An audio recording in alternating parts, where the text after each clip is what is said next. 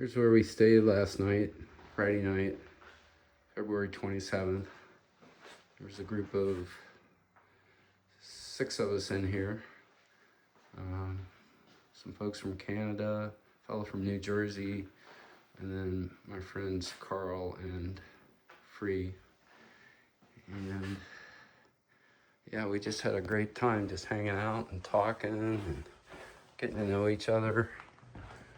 Really cool people.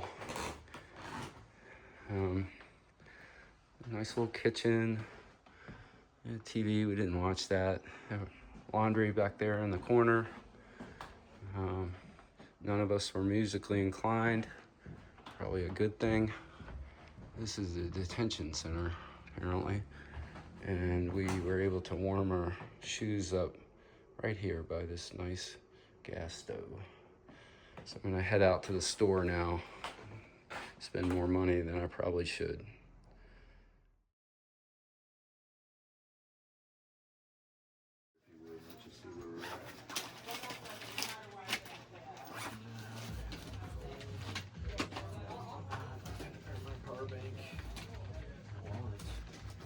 Looks like you're ahead of the curve here with all your plastic bags. My journal and then battery for my Oh my gosh, I'm gonna melt my credit card here.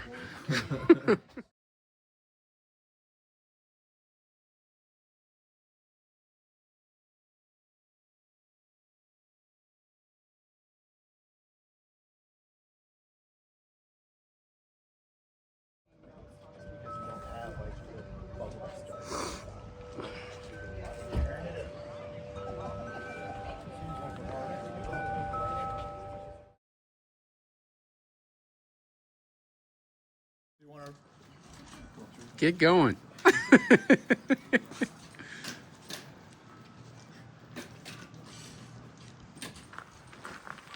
So, this is day 4, heading out of the mountain crossings at Neel Gap. We spent the night at the hostel here, and then we spent a lot of money at the outfitter store.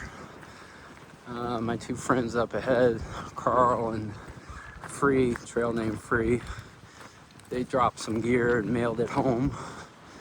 I was in pretty good shape, so I didn't have to. I got some food for the next day or so, and we're heading up into the Raven Cliffs Wilderness. So my friends Carl and Free got pack shakeouts, or at least Free did, and jettisoned a bunch of gear. Got his pack weight down from 41 to, or upper 30s to mid 20s without food and water. So I don't know whether that's the reason, but they have just taken off.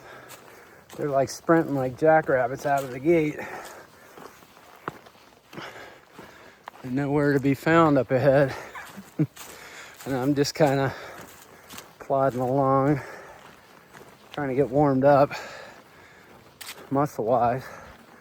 My left hip is a little sore, and I'm trying to take care of that. It kind of goes away after an hour or so. So I just need to be careful with that in the morning. Plus my calves are a little tight. But it's an absolutely gorgeous day. We're looking at temps in the 60s and sunny all day. So even though we left late, we've got 12 and a half miles to Low Gap shelter. We should be rolling in there about 5 or so. We'll have an hour of light to set up things. Might spend another night in the tent. I was able to get it dried out last night. And with no rain in the forecast, touch wood, might get a dry night. It'd be nice to be in the tent. But shelters aren't bad either, other than the mice. I don't know if I mentioned it, but that shelter, Sober Creek, I stayed in, my short sleeve shirt was damp from the rain and sweat. So you can keep your damp clothing inside your sleeping bag or your quilt, and your body heat will help dry out things somewhat. So I did that, and because I have a quilt, it's open at the bottom, and I must have kicked the short sleeve t-shirt out of the side. During the night, I felt a mouse go across my face. And I kind of was expecting that to happen because I'd read about that happening to people. But the next night when I was taking my shirt off, I noticed there were holes in it. The daggone mice had nibbled little holes in my shirt. And someone said it was probably because they were trying to get the salt from your sweat. So that's a lesson learned. A brand new Smart Well t-shirt. But it's really no worse for the wear. Anyway, I'm gonna truck on here and I'll see you later. A little over 4 miles in on a 12.9 mile day. I'll take a little break here at this overlook. I think it's called Wolf Laurel Mountain. And I'm gonna put on my sun hoodie because I am starting to cook. I know I'm gonna get hotter, a little warmer with that on, but it's very lightweight, and hopefully it'll help block some of this sun because it's pretty intense. All right, so I got this Mountain Hardware, I think it's called Crater Lake Sun Hoodie. I was sale at REI back in December, and reading online about gear people bring for the AT, a lot of people were saying, you don't need a sun hoodie. You know, it's sunny in the spring before the leaves come out, but it's not that bad. And once the leaves fill in, the green tunnel takes effect, and you're in the shade almost all day. And I know all that to be true based on my experience living in Virginia, but man, the sun today, I can feel it on my skin. I didn't put sunscreen on, so I just decided to put this thing on. It's long sleeve, real thin, like a thin Patagonia Capilene shirt, and so far it doesn't feel that warm, and it's sure blocking the sun, so I think I'm going to be happy with this. Picking out gear has been really, I think I've mentioned this probably too many times, but trying to figure out what you need because the temperatures change so much. Like this morning, I was standing in the store there while my friends were getting their packs shaken out, and I got cold standing in there, and I had to put my puffy jacket on. Now, you know, I'm down to t-shirt, so who knows what it's going to be tonight. So you kind of have to plan for a lot of different things, but you don't want to overpack because that's weight that you're carrying that you don't need. So it's been interesting trying to figure all that out. I'm sure I'll make some changes as I go along, get rid of stuff, add some other.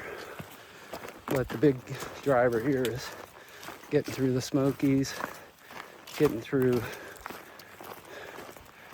I guess it's called Roan Mountain, Roan Highlands in Tennessee, and then Grayson Highlands, Mount Rogers in Virginia. All of that's 5,000 feet and above. And then start heading down north of Damascus, and so maybe I'll ship some stuff home, some of my warm, cold weather stuff. Anyway, climb's coming up. Talk to you later. This is really cool. This lava flow solidified, and you can see the bands. And then these little pockets, they've weathered away, freeze thaw over the millennia. Stuff is like probably 400 or 500 million years old. It's pretty amazing. And here we go on down the trail.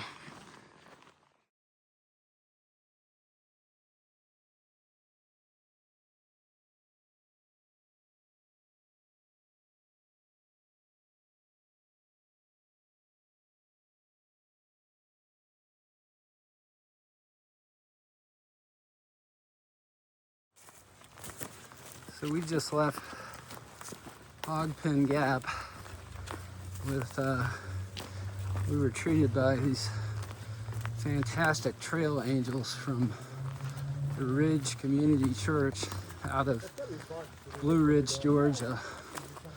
They had incredible aid station. I mean, it looked like an ultra marathon aid station. They had really good beef noodle soup, and cornbread. And I got my first Coke since leaving home. What a treat. And they were so friendly. And this woman there and her husband, she actually has family from where I grew up, outside of Richmond, Virginia. So we had a good talk about stuff in common there. That was really fun.